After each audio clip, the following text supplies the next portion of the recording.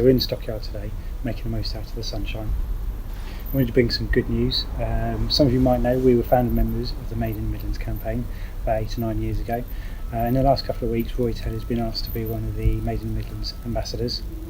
So I'll spend a few minutes talking to him about exactly what that role involves.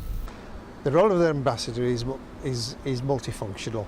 We're looking to educate people, pass information between members, and we are committed to giving 2 speeches, 2 lectures each year.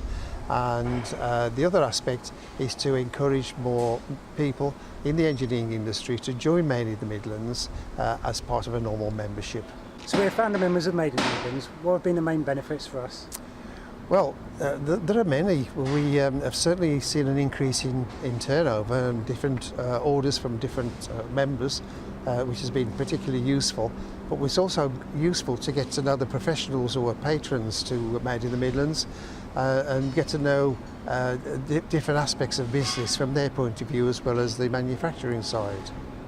So it was the Made in the Midlands show last week. How did you find it in comparison to previous years?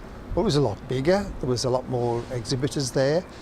There were some very interesting additional parts like the Bloodhound SSC. There was a number of lectures, 8 different lectures, starting off with a very uplifting speech from Andy Street, the Mayor of the West Midlands. So yes, all in all, it was another big improvement, and we're looking forward to it growing again in its 10th year. So hopefully that gives you a bit more information about the Made in the Midlands group, the show, and what being an ambassador really does involve. So if you've got any questions about flame cutting, steel profiling or steel, then please get in touch with us via the website, by emailing us at sales@malthousengineering.com, phoning us on 0121 557 8455, or putting a comment in the YouTube section just below.